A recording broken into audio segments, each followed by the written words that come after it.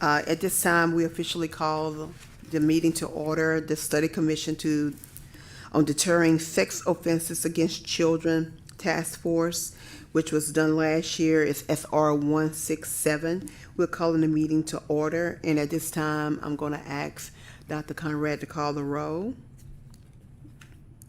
Senator Barrow, Here. Mr. Reingold, Ms. Lamadre, Ms. Lowbray, Here. Mr. Cassidy. Here. All right. We don't have a quorum, but I don't think we'll be taking any action today. We will be continuing to take testimony as this issue has evolved and mushroomed to something much greater than what I initially thought it would become. Many of you may have heard in the last committee hearing that I had my mind kind of fixed in terms of what I was planning to do, and I have learned so much more. And so as we continue to learn more about the issues and the complexity surrounding the issues, we will listen today. We may have to continue this task force so we can come back with more appropriate responses or legislative action for next year. One of the things I have heard and may hear again today is funding being one of the major issues. And so hopefully as we're continuing to hear testimony and build this out, that may be something we can take a look at during this upcoming legislative session. So with that said, again, we heard a lot of testimony last time.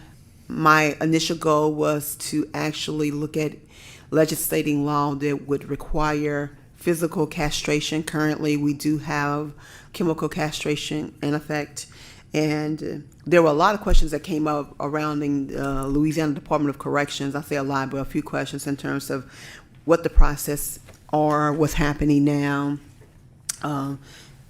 Did we have instances where individuals were being chemically castrated, and what's happening as it relates to when folks are transitioning out, et cetera, et cetera. So we have the Louisiana Department of Corrections with us today, and we're going to ask that you come to the table, and some of the questions that were asked at the last meeting, we are going to ask them now.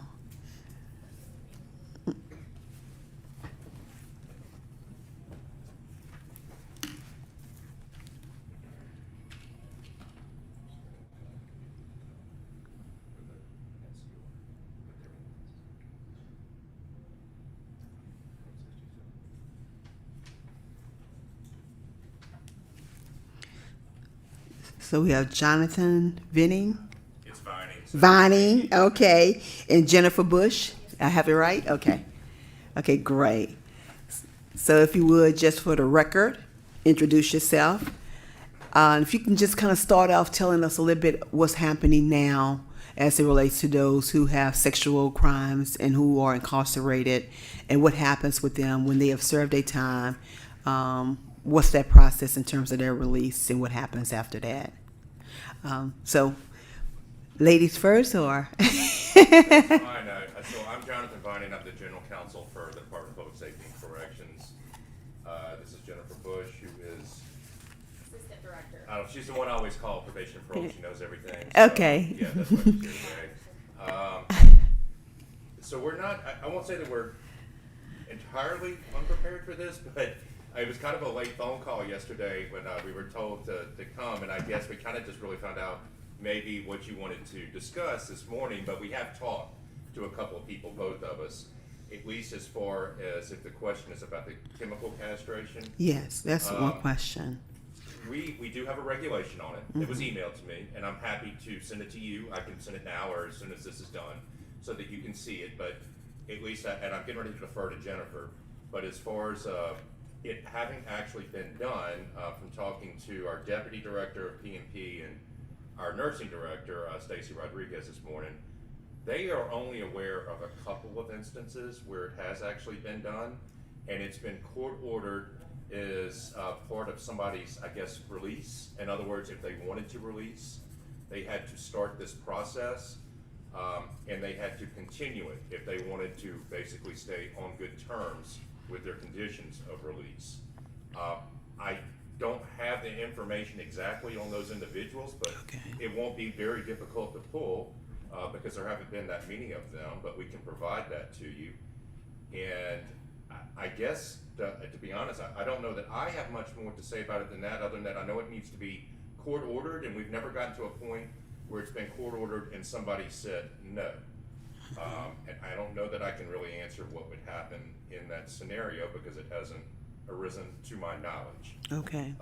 But I mean, having said that, I bet Jennifer will probably be able to answer your questions better than I can, especially as far as it comes to supervision and things of that nature. But whatever else you have, Okay. we'll do our best. Okay, well, great, thank you. So at least there have been some, because we were under the impression that probably there had not been any, but there have been some, and they were court ordered, and they were upon conditions of them being released. Yes, ma'am, that is my understanding from talking to our nursing director this morning. Now, it's possible that I may get back to you later today and say we're slightly wrong, but that is my understanding. Yes, ma'am. Okay, all right, Dan. And so if you can give us that information and like how many folks that it is, if y'all have had any issues, right? Evidently, probably not, but if you have, we'd like to know that information as well. Yes, In ma'am. terms of them following through, because one of the things that you said is they continue, so it's like a step process, like you do one thing, then you have to do something else, or in terms of the chemical piece. I don't, Jennifer can probably address that better, but I would almost think of it as like a term of like a condition of release, and that you have all these things you have to do, you know, while you're on supervision. Am I saying that right, or? So it is my understanding Can that you the question. pull the mic? Yes. Okay, is that better? Yeah, that's much better. It is my understanding that the question is the process of the chemical castration itself, That's one of the like questions. multi-steps. Yes. I'm Is not it I'm not aware of that. multi-steps? Okay. And I think something was said that might have had that implication, and I will be frank, I'm not aware of any chemical castration cases. I know that it's on the books. I'm just not aware of any cases that we have, that I can confirm, Okay. that have gone through the process. I think the process might be multi-step instead of Okay. just one time, but I'm not sure. Hypothetically, if that were an order from the court, I'm sure that the Office of Division of Probation and Parole would ensure compliance. How that looks, I'm not sure. I don't know if they would be returned to custody if they did not finish the process. But we can definitely do some more research on that piece for you. Yes, we would like to know, because one of the things that came out in the last discussion was what happens when individuals are released, and the process of helping them, following them, a curriculum, I think that may be designed that they participate in. And if I remember correctly, I want to say that they go once a month, maybe for 2 hours or something to that effect. But it wasn't that rigorous, and just the monitoring. I think that there's just logistically, seemingly because of funding issues, maybe some problems in that area. But you can speak to that if I'm incorrect. So we do have sex offender treatment. It is required for any registered sex offender on probation and parole in the state of Louisiana. So they are required to meet with a treatment provider. It's at least once a month. Some providers may increase the classes required, but that is a condition of supervision for a sex offender. And now what they discuss, and I'm sure it varies depending on the provider itself, but that is a requirement. And if they do not comply with sex offender treatment without valid reason, then they are returned to the parole board or to court to address those violations. And one of the other things that was mentioned was how the length, like it's like for as long as they live, they have to continue to come. And some folks felt that they didn't know how effective that was, because it just gets to a point where it's just kind of continuously being repetitive, and they don't know if they're really retaining anything and more, because it's like they've learned or they have grasped everything that can be taught in that arena. So is that true to some degree? Well, in general, they never graduate. I think personally only aware of less than a handful of offenders who have received letters of completion from their sex offender providers. It is my understanding that the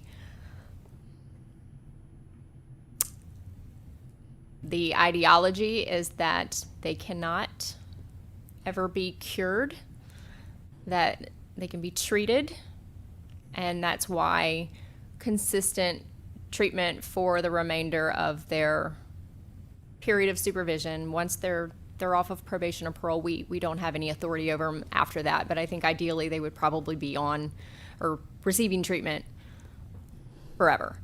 And that treatment that they receive, are they responsible for paying for that? Yes, they are, Okay. which can be very pricey. And so this is continuous, correct? Yes, And if they don't participate, then they can end up back, correct. and it's very pricey. It can be. And I think those were some of the issues and some of the things that were coming up in terms of not saying making it easy, but we're trying to come up with a more robust system that can really help really address the issues and the concerns and to really be kind of look at how do we help to really rehabilitate. Now, I guess, I've heard a lot of different discussion as it relates to whether or not a person can be rehabilitated. And you just said that they can. And I hope that maybe we have our psychologists here who can speak to that, because that's been, I think, for some folks, just a difference of opinion, I guess. But in your opinion, have y'all seen, well, you just said only a few people have graduated. Right, and there's usually extenuating circumstances with those, maybe their age and their health. Maybe the provider has dealt with them for many years, didn't see any major red flags, and their health had deteriorated so that they didn't feel that they would be a threat anymore. Okay. So they're very few and far between, and they usually have major extenuating circumstances around it, in my experience. So let me ask you this question. What are some recommendations that you guys believe can be done to make this system a little bit better, or make it better in terms of coming out with the outcomes of what we're really all looking for, and trying to ensure that these people are not repeating offenses, especially against children? Are there any recommendations that you guys have, or things that you see that can be changed that would make it better? Not prepared to answer that question today. It's so complicated. I mean, people are people, and even if we supervise them very strictly, we're not there 24/7. And so I know personally, I've supervised many people that gave me no issue at all, and they reoffend and commit new crimes. So it's hard to... When you say new crimes, is it in the same venue, or is this something totally different, like a different crime, like something totally different that just violated? It could be new probation? crimes. It could be new crimes similar to what they already have previously been convicted of, Okay. or different. But just I guess my point is, probation and parole, the treatment providers, we can't be around them 24/7. And human beings are complex creatures, and there are times that no matter what we do, I'm not sure that we can always prevent. So I was not prepared to appropriately answer that question today. So let me ask you a little bit differently. What gaps do you see that could possibly be fixed as it relates to, are there funding issues, or there are things of that sort that could help maybe a little bit in terms of, I'm just saying this, minimizing the caseload or whatever, or is there something else that we can add in terms of programming pieces that may help? Funding is always an issue. The offenders are responsible for paying for their own treatment. Some have the means, some do not. And if they don't, then, so If they don't, and they tell you that they don't, what happens then? Is there any leniency or that you guys are able to provide? There is some, but at the end of the day, that's a requirement Right. and they must comply. Bigger areas that have more treatment provider options, of course, are better. But if you live in a rural area, you have one provider around and they're $200 a class. That's difficult. I didn't ask that question. I'm glad you said that. So on average, is that how much it costs? I've heard more 100 to 200, but I can't say with confidence that that's the average statewide. Okay, that's all the questions I have at this point. Do y'all have any questions? No. No. Okay. Okay. Well, anything else that you would like to add, Mr. Viney? No, ma'am. I was just going to say that, sorry, I wasn't being disrespectful. I was texting people while we were doing this to say, look, we need to pull this, and this. So Oh, okay. we'll work on getting you the info on the couple that our nursing director thinks we've dealt with before on the chemical castration issue, and get you whatever information we can. And I'll send you our regulation on it, Okay. too. So, Okay. Well, if y'all don't mind, could you just stick around for a little while? We're going to bring up the Attorney General's office and maybe some things that he may have or add that maybe questions that maybe we might ask you to come back to see if you can answer those. All right. I appreciate it. Thank you so very much. yes, ma'am. Thank Thank you. you. All right. We're going to ask Mr. David Ferris from the Louisiana Attorney General's office if he would come forward. He provided a plethora of information last time. Good morning. Good morning. Thank you so much for being here. My pleasure. Thank you. Yes, sir.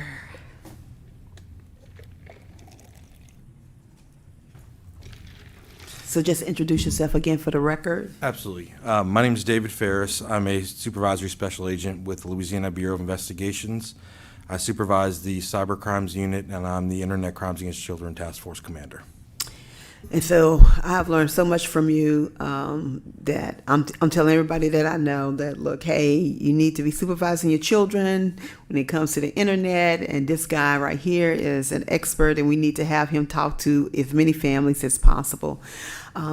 So I know that you heard the testimony from DOC. Is there anything that you had that you wanted to add, or things that you may be of concern? Or? Not specifically in reference to their testimony. I think we ended last session talking about more of a global approach to preventing the sex offenses against juveniles or against minors. Mm-hmm. After our last session, I went back and I compiled our numbers as well. So we received, what I mentioned was about 6,000. It was actually 6,128 reports last year. So that breaks down into a little over 1,000 reports per agent I have investigating. And so that is a little over a 30% increase from last year. If we stay on the same trend path we're looking at, then I'm estimating we'll be somewhere around 8,000 reports this year. Wow. So for this year, and you may not be prepared to answer that question, but so for this year, are you guys kind of trending higher? Yes, ma'am. I mean, so we've been trending higher since about 2009. We're sitting at about a 3,000% increase since 2009 when this project's inception was created, and since about 2019, we're at about 100% increase of reports coming into us. So I know one of the things that we heard from you, you only have 6 agents? So my unit is broken down with myself supervising the investigative side of the unit. I have 2 supervisory special agents. One handles one half of the state, one supervises the second half of the state.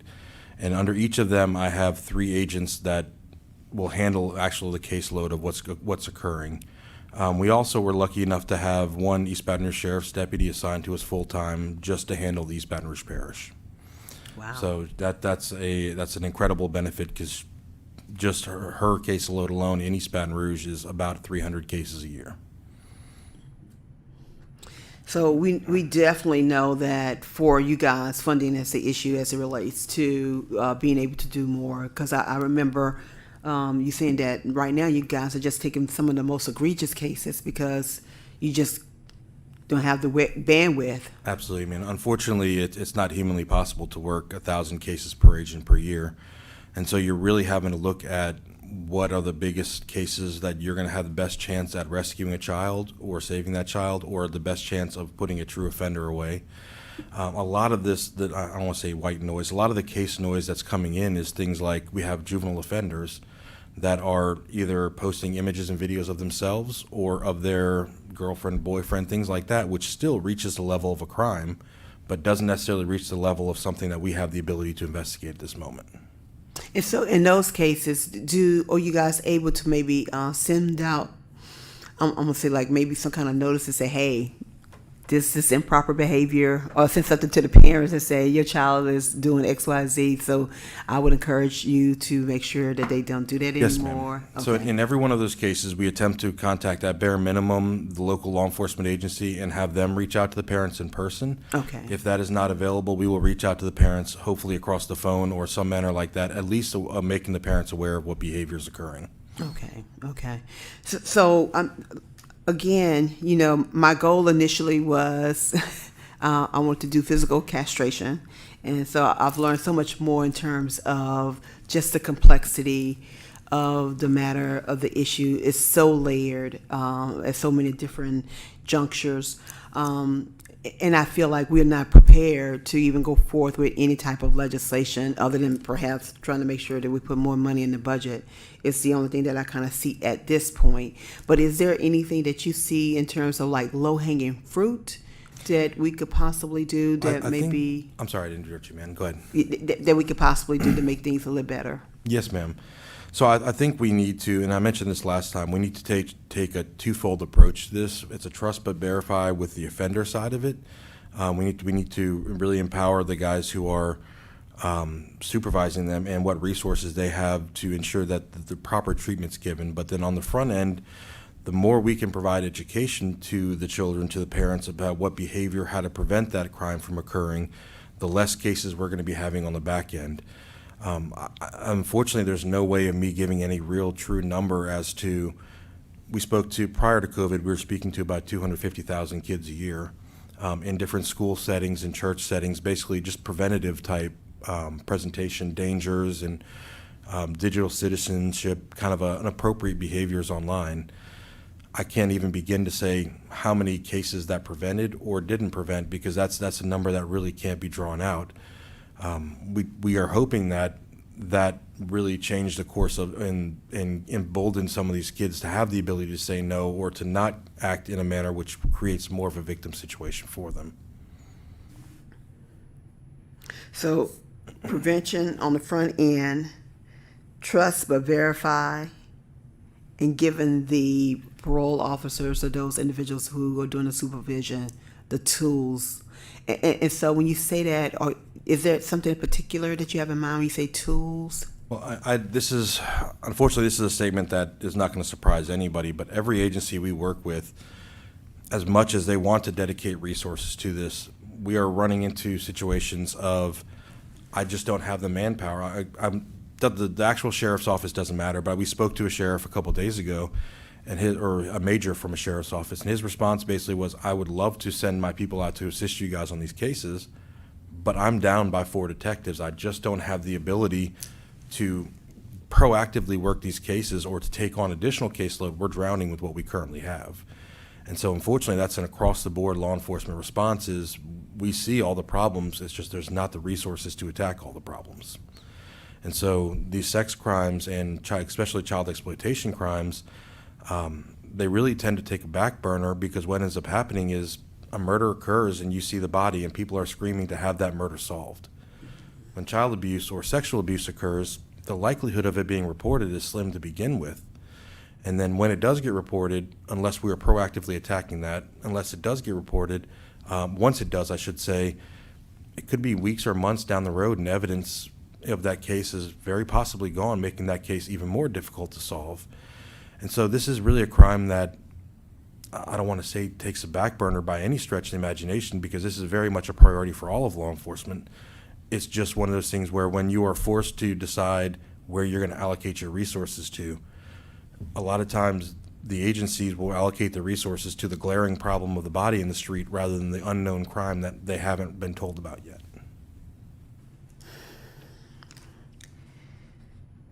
So, for you, for your department, because I heard you say that you guys go and speak, and I'm wondering how are y'all speaking and still working the cases? So you're working 24/7.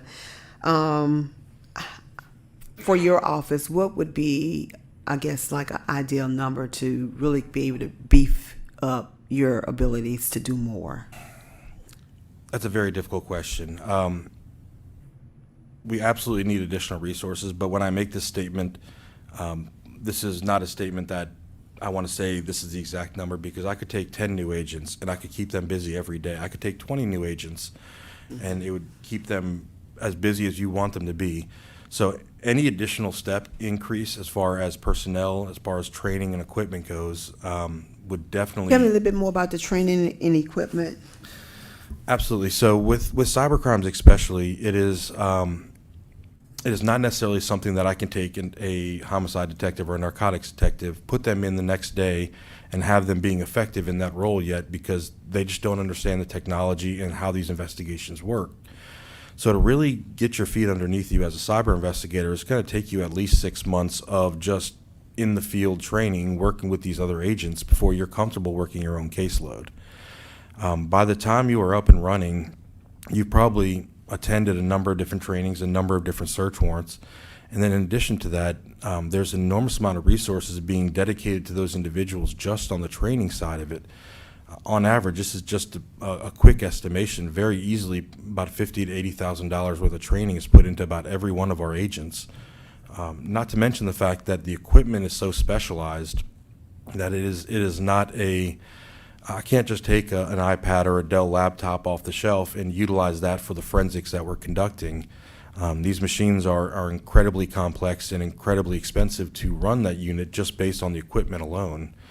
Now, we do receive some funding. Our unit does receive some funding from the Office of Juvenile Justice, the Federal Office of Juvenile Justice, and what's the Internet Crimes Against Children Task Force. So that funding, though, has not increased in years. Oh, I say that. It has not increased to keep up with the increases of technology and in software alone. So our forensic lab, for instance, so we have a digital forensic lab that handles everything that you could possibly think of. They primarily focus on child exploitation, but they're also working homicides. They're also working narcotics cases. They're also working, like we have one of our agents that specializes in DVRs and video enhancement, things like that. So we'll get cases where it's an internal investigation about evidence that turned up missing, where they'll provide us that DVR and we'll be conducting forensics on that DVR. The software alone to run that per year averages about $200,000 per year just in software licensing alone. The issue then becomes we have about a little over $300,000 a year Internet Crimes Against Children grant to fund the entire unit. So after you're paying for software, you're left with about $100,000 for vehicles, for fuel, for hotels, for training, for equipment, for anything else that you might need. And that gets stretched very quickly. I can imagine. Okay, well, that's good to know, and this is something that I'm making a notation about, because that may be something that, at least for this year, I think we may be able to do something about that, because that's a one-time, I say one-time, but it's not something that you need every year. I mean, you need to kind of keep up and keep updating the information, but it's not something you need to do every year. So when you buy some of that software, does it come with, because sometimes you can buy the software and it automatically updates? Unfortunately, no, ma'am. That $200,000 is a yearly subscription cost. Oh. That $200,000 I mentioned is a yearly subscription cost. So, for instance, Okay. one piece of software that we utilize, and this is also part of the complex nature we deal with. Technology is changing so much that the technology is always having to advance to keep up with that technology. The software is having to advance. So just for instance, one major tool we utilize allows us to bypass like iPhone and Android passwords to get in and conduct forensics on those. The invoice they sent me for the 3 pieces that we have for our 3 forensic labs was $102,000 for 3 licenses for that software. I had to reach back out to them and say, this is just completely unreasonable. I can't afford this. And we dropped it down. So we essentially went from having to drop down what resources we can now provide outside agencies and the amount of resources we have because the cost was just too high. And so we had to lower the capabilities of that software in order to be able to afford what we were able to afford. Okay, so trying to end here somewhere on a positive note. Is there anything else that you would like to perhaps add? Because at this point, again, I don't see us being able to kind of move forward with any kind of legislation because everything just threw me completely off from what my initial goal was after I learned so much. And there were so many gaps, so many loopholes, and so many things that I thought that it would not be really prudent to do so. And I'm sure that bringing it forward before my colleagues, I would have had all those questions that I really could not answer. Is there anything that you would add or suggest as we're looking to continue the task force for the upcoming session? Because what I believe I will do is I will do a continuation, because what's going to happen now is we will pause while we're in session, so we will not have any more hearings on this particular subject matter until after session is over with. But at that time, there seems to be probably pieces and parts that I left out that I may need to make sure that we include, so that when we are studying and looking at how we deter sexual offenses against children, that we are beginning to look at everything. And one thing that I don't think I have in my study resolution is the educational component. And what does that really look like? How do we ensure that maybe in classrooms, right? Which I am very reluctant to say this because our teachers are already tasked with doing so much. But how do we provide the venues? What does that look like? Is there some kind of curriculum currently available? And I'm just asking you this, and you may not know the answer, that we can utilize. And so, because maybe on the front end, and like you said, we don't know how many cases this would actually deter, but we know it's going to deter some. Sure. What can we begin to do, and what do I need to add to the resolution that may not be in there now? So I am a big proponent. I'm not the smartest guy in the world, so I will steal, beg, borrow from all the smarter people than me. Mm-hmm.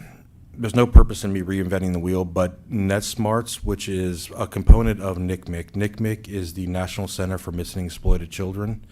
Essentially, they're the 911 for the internet. They are a congressionally ordained clearinghouse for all reports of child exploitation online. So all the internet service providers report that information to NCMEC or to the National Center, and then it filters down to the appropriate law enforcement. You're probably most familiar with their work if you've ever walked into a Walmart and you look at the exit sign right next to the wall, you'll see all the missing children's posters. Mm-hmm. That is the National Center for Missing and Exploited Children. So they have a large component of not only the missing, but the exploited, the human trafficking, the online child exploitation. So they do quite a bit. But one of their big components is education as well. And so their page is NetSmarts. It's smarts, but the end is spelled with a Z instead of an S. They have curriculums there for parents, for teachers, for schools, for law enforcement, for every different age that's available, as well as things like interactive games, interactive activities for children. And so there's a lot of resources already out there. In addition, the Internet Crimes Against Children Task Force has an outreach component as well, to where that is part of our national strategy, is putting together this education for law enforcement or for teachers or for parents or whatever that may be. You just said something that really triggered in my mind, because I had the opportunity, what's today?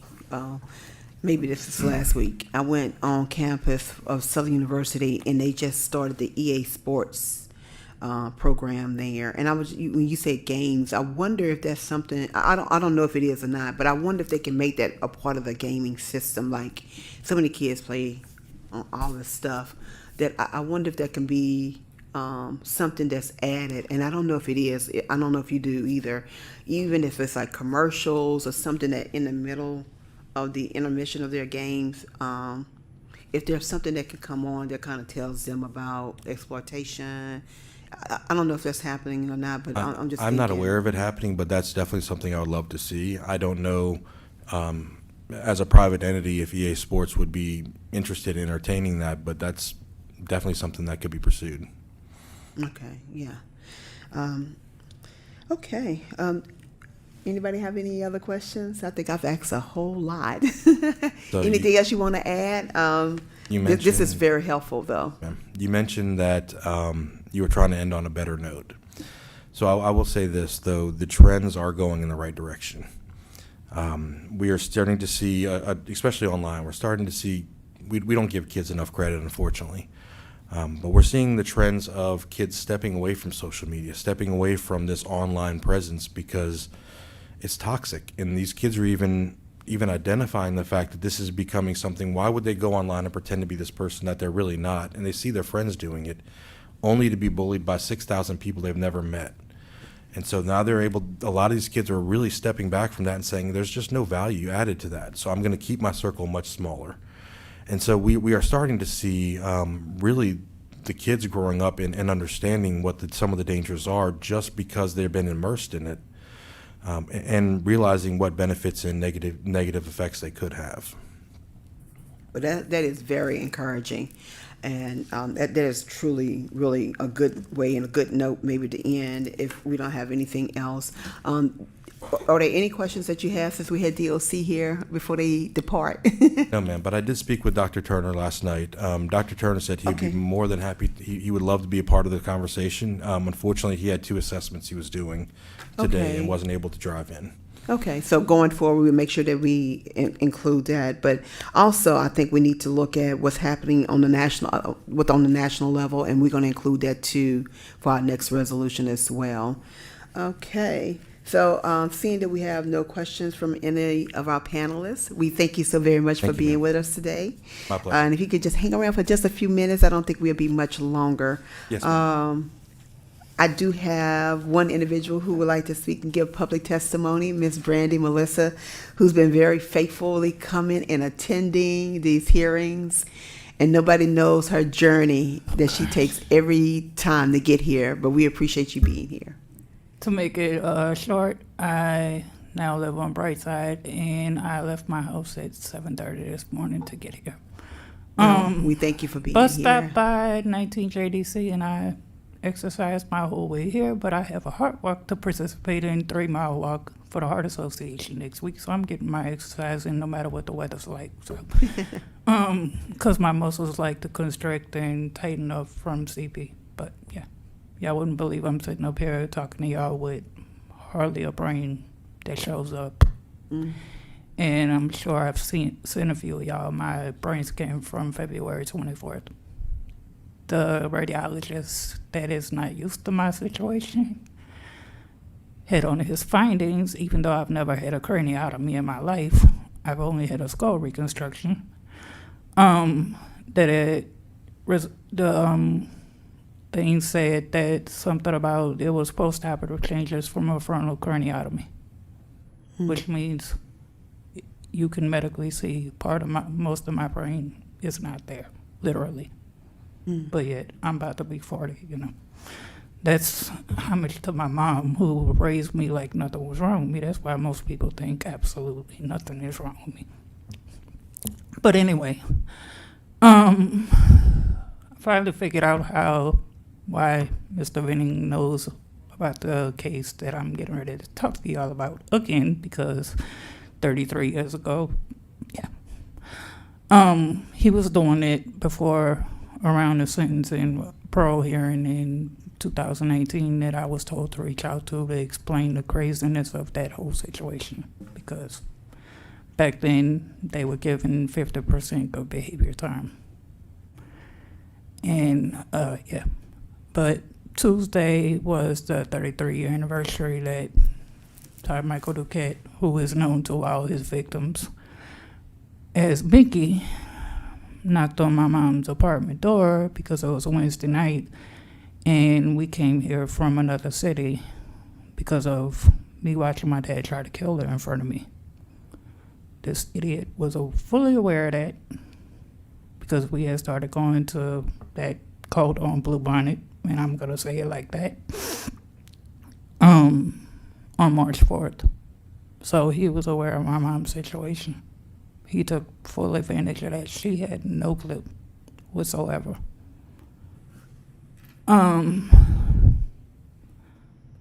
And to say that those who do that kind of stuff do it to relatives. He was in Bible college at that called on Blue Bonnet. All his victims came from the youth ministry. When my mom confronted them about our neighbor finding that idiot in a very compromising position on top of my brother's on her living room sofa,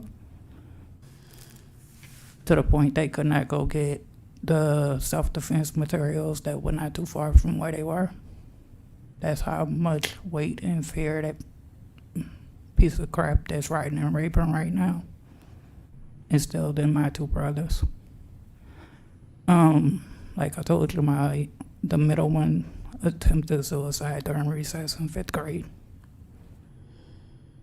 Those people and the principal did what they could, but they had no clue how to deal with something like that. He was brought to a hospital. The reason was what happened to him. My oldest brother coped by molesting me. The DA here refused, even after the Baton Rouge sex crime detective had me show her in front of my mom. God forbid, that haunts me more than what my brother did me. That I knew how much pubic hair my mom's firstborn child had. And then had me examined by the coroner to see how far I was penetrated. Refused to prosecute him because he was a victim of Duquette. Didn't care that he molested his disabled sister. I couldn't defend myself back then anyway if I tried. And he always told me, like they all say, if you say anything to anybody, I'm gonna kill you.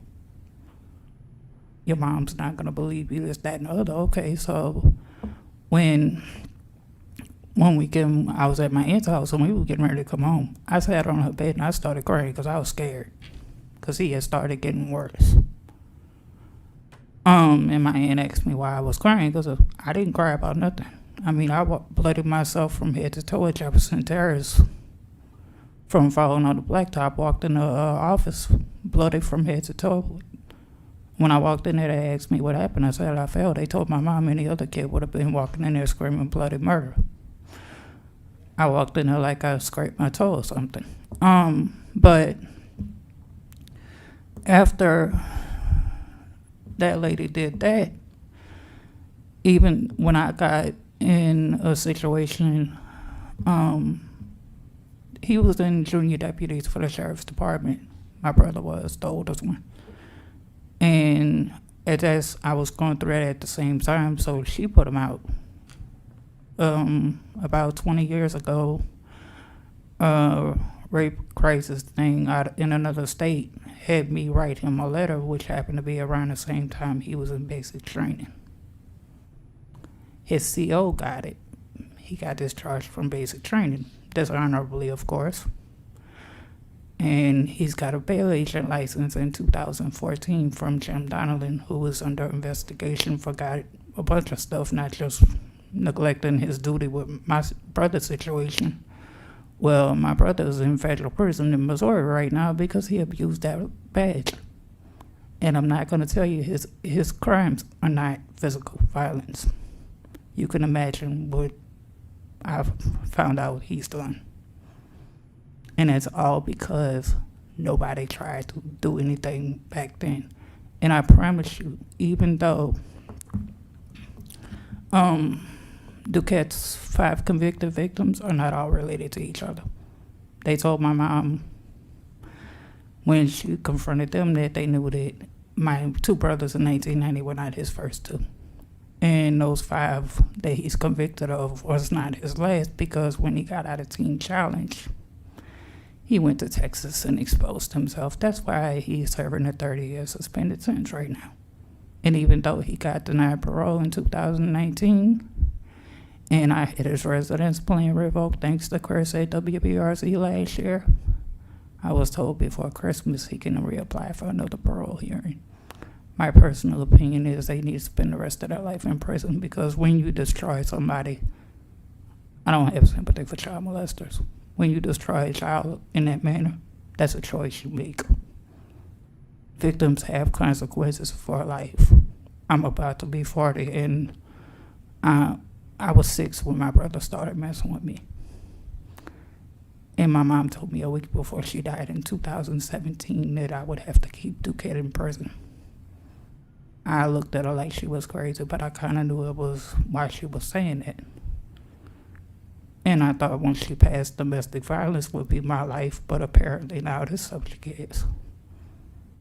And people who think they can be rehabilitated, that's not proven statistically anywhere. And the one person who everybody knows who has turned their life around, more people need to be like that, but that's not the vast majority. And to save future victims, since we can't dismember them, there would be life without parole is mandatory for first-degree rape. So why can't you give life without parole to somebody who tries to sexually violate a child? Because you give the victim a life sentence. So the offender who made the choice to destroy their life deserves no less. That's just my personal opinion from personal experience. And like I told you, and I'm going to tell you again, do not back down, stand your ground. And thank you very much for having the guts to address this, because there's not too many of your colleagues that would have the nerve to do anything about this. And I'm sure you already know that. So thank you. And I'm sorry I'm rambling, but it's a very touchy subject that I'm getting out of being shy about, because I'm not in the situation of being able to talk about it for, I can't sit back and not say nothing, because I know most victims would not be able to get up here and say anything, especially if there's sexual assault, violence, or molestations, incest happened to them when they were kids. Because I promise you, I'm probably going to have nightmares throughout the whole weekend just for what I'm saying right now. But I'm willing to take that effects of what I'm doing for the sake of possibly saving whatever future victims we can. It's worth it to me if we save at least one child, at least. Because that's a life sentence I wouldn't wish on nobody. And all I will say to that is amen. Yep. Very well stated. We thank you for your courage to come forth and to share that, because we know that it has to be extremely difficult to do so. And the one thing that I really want to say, because a lot of times people think that it only happens to young ladies, or mostly young ladies, but it happens a lot to young men, and oftentimes they are not even given the opportunity, platform to even be able to express it. And so it just kind of mushrooms and it gets worse. Yeah, my brothers were 9 or 11 when Mickey messed with them, but his youngest convicted was 8 years old. He had 49 counts against him, only pled to 5. Most of his crimes were oral sexual battery, indecency with a juvenile. And even though me and those 5 have not seen each other since the early 90s when we were in the youth group at the Cordon Blue Bonnet, our victim impact statements in 2019 almost mirrored each other word for word. Wow. And when I told people what he told my mom, that he didn't hurt my brothers, he loved them, they were only horse playing, I was told he said the same thing to the parents of the other 5. My brothers were 9 and 11. They horseplayed with each other all the time. I mean, my veteran brother, who attempted suicide at school because of that, has a slit across his eye because my mom threw a shoe at him, not trying to hurt him or nothing, But him and my other brother were arguing when they were messing with their G.I. Joes in their room. And they were getting on her nerves, and she kept telling them to stop, and they wouldn't. So she threw a shoe, and he's got a mark on the top of his eye. Never once, when that happened, did my oldest brother try to mess with me or the other one try to hurt himself. Yeah. They both said that what those two actions were from what DOC's model inmate that has a special place reserved in hell when he takes his last breath. That's why they did what they did. And that, in a sense, I can understand why Super Ernie wouldn't prosecute my brother for what he did me, because he did it because he was victimized. But, you know, at some point you gotta do something, because by him not being on the registry, he was allowed to get his bail agent license, and now he's in federal prison because he couldn't keep his body parts to himself. Well, again, we thank you for sharing this, and we know that it's extremely painful, but it's extremely important that we are reminded of the pain that this caused, not just in an isolated incident, but for life. Because again, everybody handles it differently. So for, some people, some folks are able to forgive and move on or whatever, and some folks, they still have it right in the back of their head or right in the front of their head, because it's a constant reminder to them. And so to me, we cannot tell people how to feel. Thank you. And I appreciate you sharing with us your testimony and reminding us when we come here the importance of us really delving into this issue and really saving and being sure that our kids are safe, which is very important to me. And kids don't know. So when somebody tells them that they're going to do something to them, they believe them. They don't know. I recently had the opportunity to meet the first African-American coach for the New York Jets. And she shared in her testimony that she had been raped 5 times.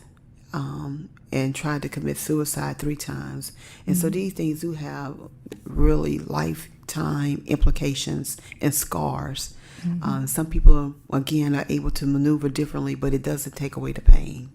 So we thank you so much for providing us with the testimony. I do not see any questions or remarks from anyone, but we do thank you for coming down and sharing again. No And problem. making sure you keeping it right before us. And I am not backing back, and I'm not backing down. I'm just having to readjust. I know.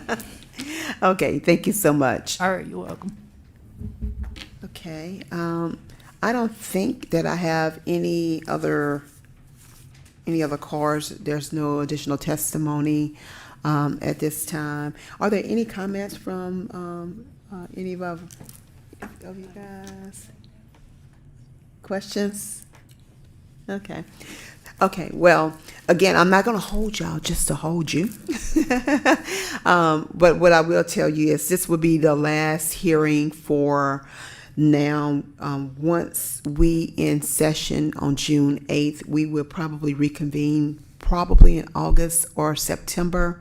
I never actually reconvene during the summertime, that people have their break after session, but we will reconvene. And I did take your recommendations into consideration. So when we reauthorize the upcoming resolution, there will be some new components in there.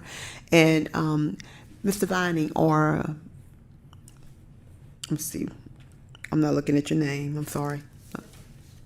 Come back just really quickly.